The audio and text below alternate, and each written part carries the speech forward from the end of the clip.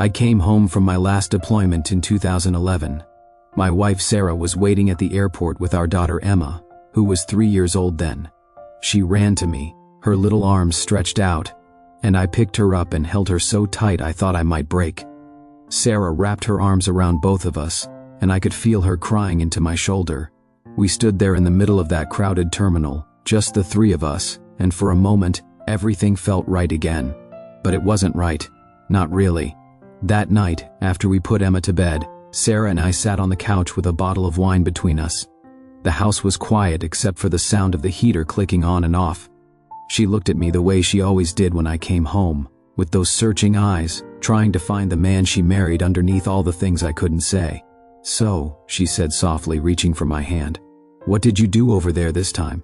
I opened my mouth, then I closed it. I looked down at our hands together, hers so soft and mine so scarred and calloused, and I felt this weight pressing down on my chest like someone had stacked concrete blocks on top of me. "The usual," I said. "Patrols, training the local forces, paperwork." She nodded, but I could see the disappointment flicker across her face. She'd heard these same words after my first deployment, and my second, and now my third. She squeezed my hand and smiled, but it didn't reach her eyes. "Okay," she whispered. "I'm just glad you're home." I wish I could tell you that was the only time she asked, but it wasn't. Over the next 8 years, she'd ask in different ways, at different times. Sometimes directly, sometimes just with a look.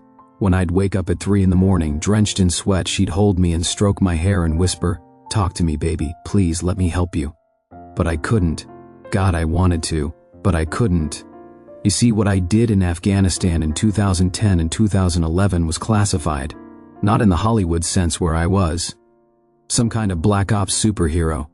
It was classified in the way that meant real people's lives depended on silence. It was classified in the way that meant if I said the wrong thing to the wrong person, people who trusted us, people who helped us, people who risked everything for us, they and their families could end up in shallow graves in the desert. I was part of a small unit working with Afghan interpreters and intelligence sources in Helmand province. That's all I could say. That's all anyone was allowed to say.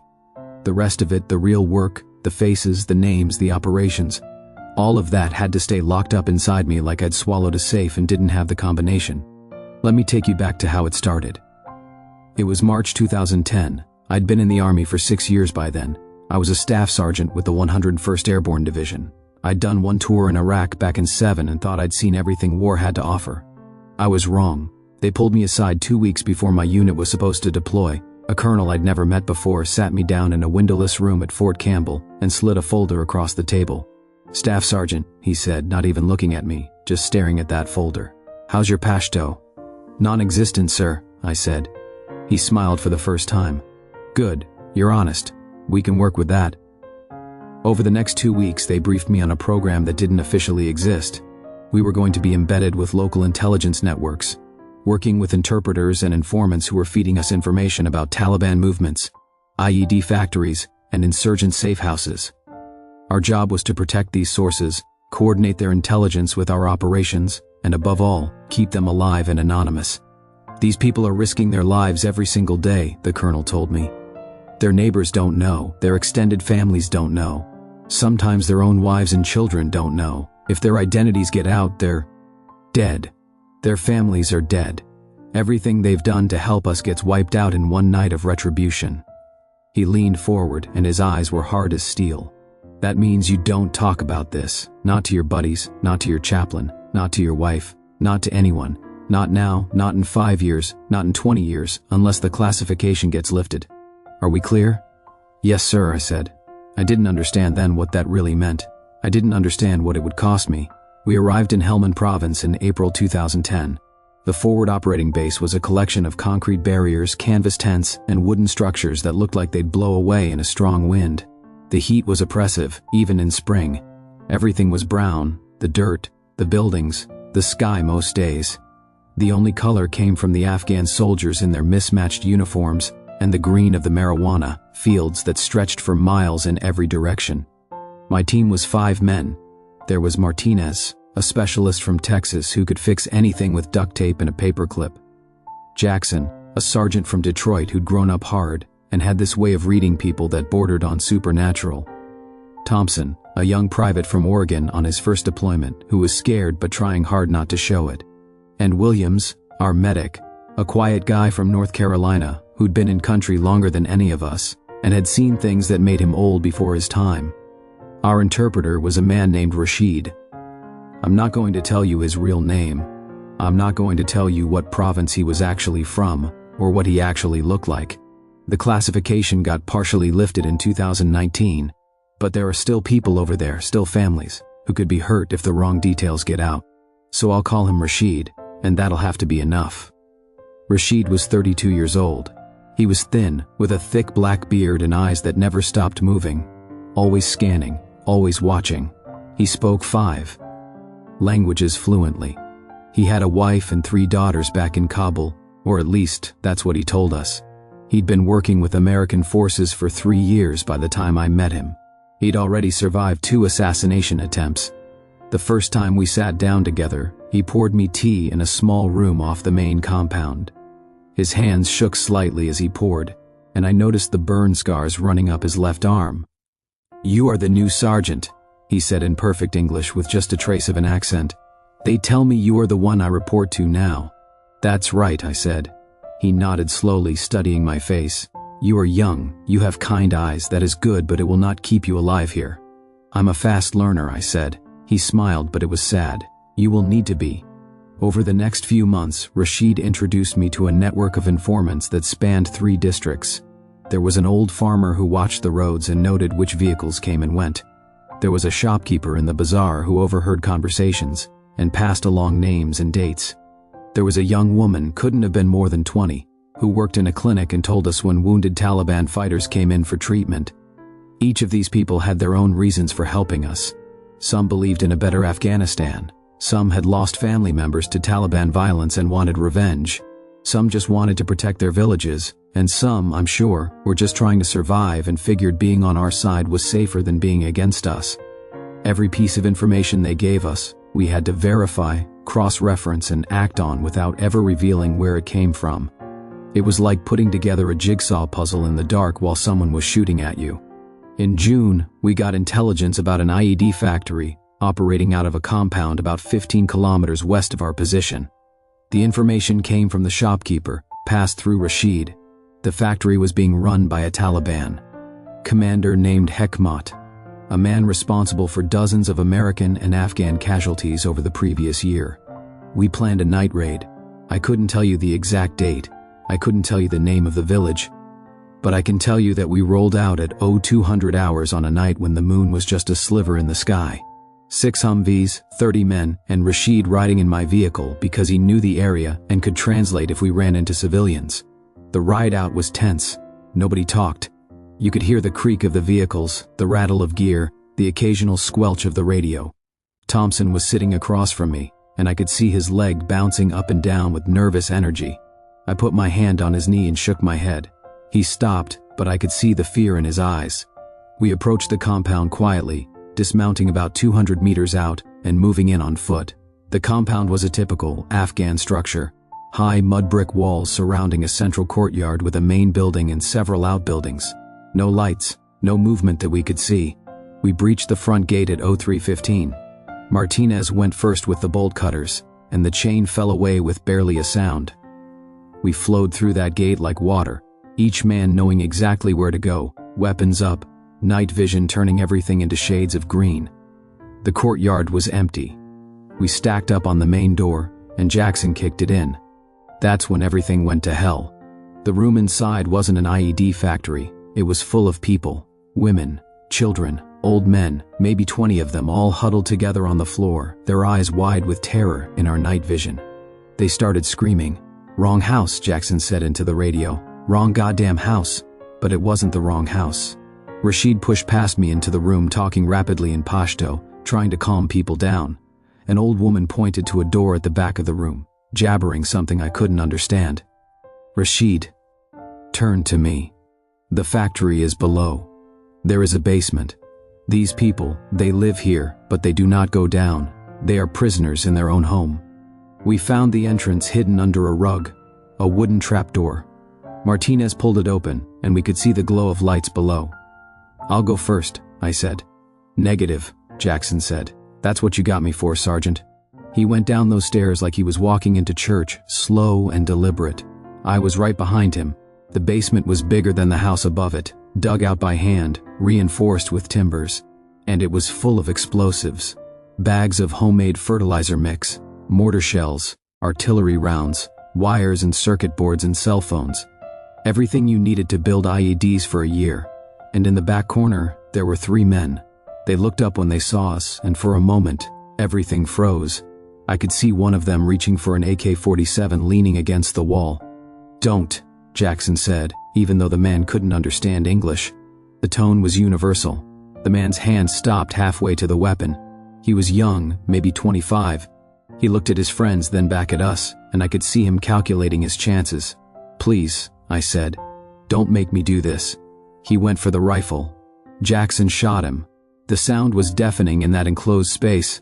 The other 2 men dropped to the ground, hands over their heads, screaming.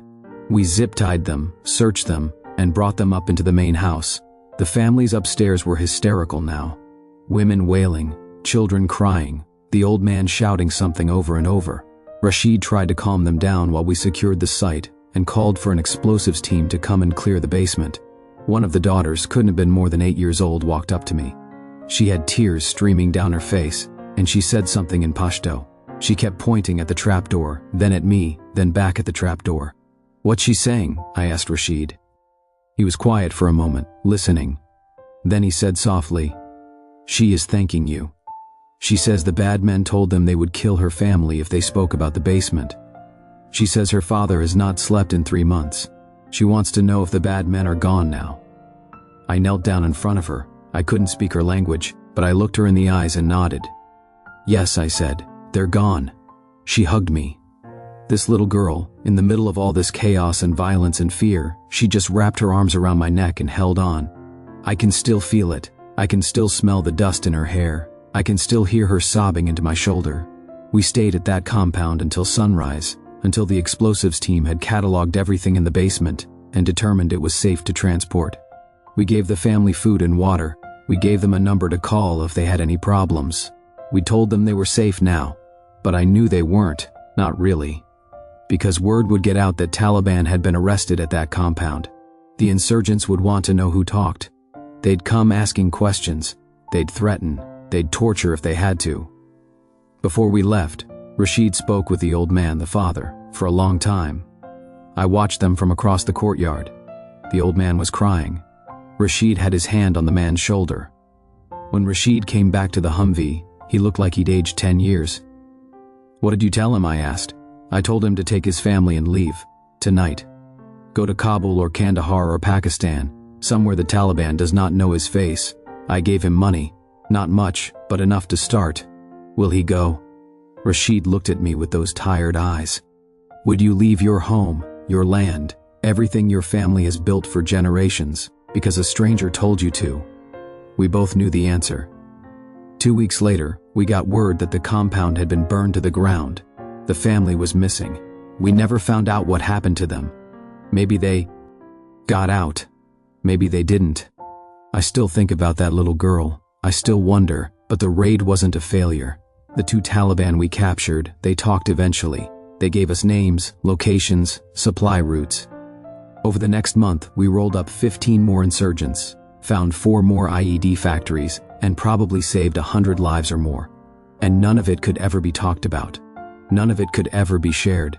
Because if anyone knew how we got that intelligence, if anyone could trace it back to the shopkeeper in the bazaar who overheard a conversation about a compound west of town, that shopkeeper would be dead within 24 hours. The summer of 2010 was brutal. The temperature hit 120 degrees most days. We ran operations constantly, sometimes 2 or 3 a week. Every time there was a risk. Every time Rashid was there with us, translating, coordinating, putting his life on the line. In August, we lost Thompson. We were doing a routine patrol through a village when an IED went off under the 3rd Humvee in our convoy. Thompson was the gunner. The explosion tore through the vehicle like it was made of paper. He died instantly, along with 2 other soldiers. We brought his body back to base wrapped in a poncho liner. I had to go through his personal effects, pack up the things we'd send home to his mother in Oregon. There was a picture of his girlfriend, a letter he'd been writing, a small Bible his grandmother had given him. I sat on his bunk and cried like a child. That night, I found Rashid sitting outside the chapel, smoking a cigarette, even though it was against his religion. "This is my fault," he said. "The intelligence I gave you, it was not complete. I did not know about the IED." "This isn't on you," I said. "Then whose fault is it?" He took a long drag, and his hands were shaking again. "I tell you where the enemy is, and you go there, and your friends die. How is this not my fault? Because the people who planted that IED are the ones responsible. Not you, not us. Them." He laughed, but there was no humor in it. "You Americans, you always want someone to blame. But this is Afghanistan. People have been dying here for 1,000 years. We will die here for 1,000 more. The Taliban, the Americans, the Russians before you, the British before them. We just keep dying." I didn't have an answer for that. I still don't. In September, Rashid didn't show up for a scheduled meeting. He was never late, never. When an hour passed, then 2, I started to worry. I radioed the compound where he stayed when he was on base, but he wasn't there. No one had seen him since the night before. We found him 4 hours later in a village 6 kilometers away. He was in a house that belonged to one of our informants, the young woman who worked at the clinic. When we kicked in the door, we found them both sitting at a table, drinking tea like it was a Sunday afternoon social call. "What the hell, Rashid?" I said. "We've been looking everywhere for you." He looked up at me calmly. "Her brother arrived last night from Pakistan. He is Taliban. He was asking questions about who might be passing information to the Americans. She called me. The young woman, I'll call her Amina, though that wasn't her real name. She was terrified. She kept looking at the door like her brother might walk through it at any moment." "Where is he now?" I asked. "At the mosque," Rashid said. "He will be there for another hour praying. Then he will come back here. We had a choice to make. We could arrest the brother, but that would confirm that someone in his family was working with us. Or we could do nothing and hope he didn't figure it out. Or, we need to get her out," I said, "now, today." Rashid translated for Amina. She started crying and shaking her head, speaking rapidly. She says she cannot leave. Her parents are here, her younger sisters. If she disappears, her brother will know someone warned her. He will kill her family. This is the part that haunts me most. This is the part that I couldn't tell Sarah about. The part that woke me up at 3 in the morning for 8 years. I made a decision that day. I authorized Rashid to give Amina's brother false information through her. We set up a trap. We made it look like we'd gotten intelligence from a different source in a different village. We raided a compound 20 kilometers away based on this fake intelligence. Found nothing. Made it look like our informant had been wrong. Amina's brother left to go back to Pakistan 2 days later, convinced his sister was clean. But 3 weeks after that, the compound we'd raided, the one where we'd found nothing, they figured out who'd been accused of harboring Taliban. It was a farmer and his 2 sons. The Taliban went to them to ask why the Americans had raided their home. The farmer told them he had no idea, that he'd never helped the Americans, that he was a loyal Muslim and supported the resistance. They didn't believe him. They executed him and both his sons in their courtyard and left their bodies there for 2 days as a warning. 3 men died because I needed to protect one source. That's the math of war. That's the choice I made, and I've never known if it was the right one. I couldn't tell Sarah any of this. How could I? How could I tell my wife that I'd made a decision that got 3 innocent men killed? How could I explain that I'd saved one life by sacrificing others? How could I make her understand that in that world, in that place, those were the only options available? So instead, I said nothing. I told her about patrols and paperwork. I told her it was boring and hot and dusty. I told her everything was fine, but it wasn't fine. I was carrying all of this inside me, and it was eating me alive. My deployment ended in April 2011. I came home to Sarah and Emma, and I tried to be the husband and father they deserved, but I was different. I couldn't sleep, I couldn't relax. Every time I heard a loud noise, I'd hit the ground. Every time I saw someone with a beard and dark skin, I'd tense up, my hand instinctively going to my hip where my sidearm used to be. Sarah tried to help. She'd suggest therapy, and I'd tell her I was fine. She'd ask about support groups for veterans, and I'd change the subject. She'd wake up in the middle of the night and find me sitting in Emma's room, just watching her sleep, making sure she was safe. "Talk to me," Sarah would beg. "Please, baby, let me in." But I couldn't. The classification was still in effect. The sources were still in danger. Rashid was still over there, still working with new teams, still risking his life every single day. If I talked, if I let anything slip, it could ripple back across the world and get someone killed. The years passed. 2012, 2013, 2014. I got out of the army and tried to build a civilian life. I got a job working security for a tech company. It was boring, mundane, safe, everything I'd ever wanted and nothing I could appreciate. Emma started school. She'd come home with drawings she'd made, and I'd stick them on the refrigerator and tell her how proud I was. But inside, I'd be thinking about that little girl in Afghanistan, the one who'd hugged me in the compound, and I'd wonder if she was even alive. Sarah and I started having problems. Not big dramatic fights, just this slow erosion of intimacy. She felt like she didn't know me anymore. I felt like I couldn't let her know me because the real me, the me that had done those things and made those choices, was someone I couldn't share. We tried couples therapy in 2015. The therapist, a nice older woman named Dr. Morrison, she'd ask me to share my feelings, to open up about my experiences. I'd talk in circles, giving her just enough to seem like I was participating without ever actually saying anything real. After one session, Sarah sat in the car and just cried. Not angry tears, exhausted tears. "I can't do this anymore," she said quietly. "I feel like I'm married to a ghost. You're here, but you're not really here, and I don't know how to reach you." "I'm trying," I said, and I meant it. God, I meant it. "Are you?" She looked at me with those beautiful eyes that I'd fallen in love with 15 years earlier. "Because from where I'm sitting, it looks like you made a choice a long time ago to shut me out, and you're still making that choice every single day." She wasn't wrong. I was making that choice. Every day, I chose the mission over my marriage. I chose protecting those sources over protecting my relationship with my wife, and I didn't know how to stop. In 2016, I found out that Rashid had been killed. I got a call from a former member of my unit who still had contacts in Afghanistan. They'd found Rashid in a ditch outside Kabul with 3 bullets in his head, execution style.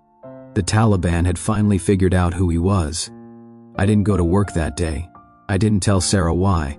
I just sat in my truck in the parking lot of a grocery store and wept. This man who'd risked everything, who'd saved countless lives, who'd been braver than any soldier I'd ever known, he was gone. And I couldn't even acknowledge it publicly. I couldn't tell people about his sacrifice. He'd just be another statistic, another casualty in a war that America was already forgetting. That night, Sarah found me in the garage at 2 a.m, sitting in the dark. "Is this about the war?" she asked softly. I nodded. "Can you tell me about it?" I wanted to. Right then, in that moment, I wanted to tell her everything. But I still couldn't. The classification was still in effect. There were still sources whose names I knew, still operations that hadn't been declassified. "No," I said. "I'm sorry." She stood there for a long moment, and I could feel her trying to decide something. "I love you," she finally said. "I have always loved you. But I can't keep living with half of a person. I need all of you, or I need none of you. Do you understand?" "Yes," I whispered. "Then you need to figure out which one it's going to be." She went back inside, and I sat in that garage until sunrise. That was the moment I realized I was going to lose her. Not might lose her, was going to lose her. Unless something changed. I started the process of getting the classification reviewed. It took 18 months. 18 months of paperwork and interviews and evaluations. They had to verify that all the sources were either dead, relocated, or no longer at risk. They had to determine that the tactical information was old enough that it wouldn't compromise ongoing operations. In July 2019, I got a letter. Most of what I'd done in Afghanistan from 2010 to 2011 had been declassified, not all of it. There were still names I couldn't say, still operations I couldn't describe in detail. But enough. Enough that I could finally tell my wife the truth. I waited until Emma was at a sleepover. I made dinner, something simple, pasta and salad. Sarah came home from work, and we ate mostly in silence the way we'd been doing for years. After dinner, I asked her to sit with me on the couch. "I want to tell you about the war," I said. She looked surprised. "Okay, it's going to take a while. And some of it's going to be hard to hear. But I need you to listen. And when I'm done, if you still want to leave, I'll understand." She took my hand. "I'm listening." I told her everything. It took 3 hours. I started with Rashid and the network of sources. I told her about the raids and the intelligence, and the constant fear that someone would make a mistake and people would die. I told her about Thompson and the IED. I told her about Amina and her brother, and the decision I'd made that got 3 men killed. I told her about the little girl who'd hugged me in that compound, and how I still saw her face every time I looked at Emma. I told her about the weight of carrying secrets, of knowing that my silence was the only thing keeping people alive. I told her about the guilt and the nightmares, and the constant feeling that I'd failed everyone, the sources who trusted me, the soldiers who died, her and Emma. When I finally finished, the sun had set. We'd been sitting in darkness for an hour, and neither of us had gotten up to turn on the lights. Sarah was crying silently. She'd been crying for a while, I realized. She didn't say anything at first. She just held my hand and cried. Finally, she spoke. "Why didn't you tell me you couldn't tell me? Why did you let me think you were just shutting me out for no reason?" "Because I didn't know how," I said. "I didn't know how to say, I have this huge part of my life that I can never share with you without making you feel like I didn't trust you or didn't love you. So instead, you let me feel like you didn't love me at all. I know. I'm so sorry. I'm so sorry." She was quiet for a long time, then she said, "I wish you'd told me you couldn't tell me. I would have understood that. I would have been okay with that. It's the silence I couldn't handle, the feeling that you just didn't care enough to let me in." "I cared," I said. "I've always cared. You and Emma, you're everything to me." "Then prove it," she said. "Not with words, with actions. Be present. Be here, really here, not stuck in Afghanistan in 2010. See a therapist. Join a support group. Do the work to heal from this, because I can't heal you. I can support you, but I can't fix you." "I will," I said. "I promise." And I did. I started seeing a therapist who specialized in veterans issues, a former Marine who'd done 3 tours in Iraq. I joined a support group with other guys who'd served in special operations or sensitive roles. I started talking about the things I'd kept buried for 8 years. It wasn't easy. Some days were harder than others. There were setbacks and bad nights and moments when I felt like I was drowning all over again. But Sarah was there. She didn't try to fix me or save me. She just stood beside me and held my hand and reminded me that I wasn't alone. We renewed our vows in 2020. Just a small ceremony in our backyard with Emma and a few close friends. When I said I do this time, I meant it in a way I hadn't been able to mean it before. I was promising not just to love her, but to be present for her, to share my life with her, the good and the bad. Emma's 15 now. She's smart and funny and kind, and she looks just like her mother. Sometimes I watch her doing homework or hanging out with her friends, and I think about all the children in Afghanistan, the ones who don't get to grow up in peace, who don't get to go to school or have sleepovers or worry about normal teenage things. I think about that little girl from the compound. She'd be about 23 now if she survived. I hope she did. I hope her family got out. I hope she's somewhere safe, living a normal life, maybe with children of her own. A few months ago, Emma asked me what I did in the war. She's old enough now to understand some of it. I told her a simplified version, leaving out the violence and the death and the moral complexities. I told her I worked with brave people who wanted to make their country better. I told her that sometimes doing the right thing means keeping secrets, even from the people you love. She was quiet for a moment, processing. Then she said, "Did it work? Did you make things better?" That's the question, isn't it? Did any of it matter? We were in Afghanistan for 20 years, and when we left in 2021, the Taliban took over in a matter of weeks. All those sources we'd protected, all those operations we'd run, all those lives we'd tried to save. What was it all for? I don't have a good answer. I don't know if we made things better. I don't know if the sacrifice was worth it. I don't know if those 3 men who died because of my decision would forgive me if they could. But I do know this. Every person we helped get out, every source who made it to safety, every child who lived because we stopped an IED from being planted on their road, those were real lives. Individual human beings who got to see another sunrise because of what we did. Maybe it didn't change Afghanistan as a country. Maybe the big picture looks exactly the same as it did before we arrived. But for those individual people, for that one little girl who hugged me in that compound, maybe it mattered to her, and maybe that has to be enough. I sleep better now. Not perfect. I still have nightmares sometimes. But Sarah's there when I wake up, and Emma's down the hall, safe and loved and able to dream about her future without fear. That's more than a lot of people in this world have. If you're watching this and you're a veteran carrying secrets, carrying the weight of things you've done or seen or experienced that you can't share, I want you to know something. It's not your fault. You did what you had to do in an impossible situation, and when you're ready, when the classification lifts or the time is right or you just can't carry it alone anymore, find someone to talk to. A therapist, a support group, a trusted friend. Don't wait 8 years like I did. Don't let it eat you alive from the inside. Don't let it destroy your relationships with the people who love you.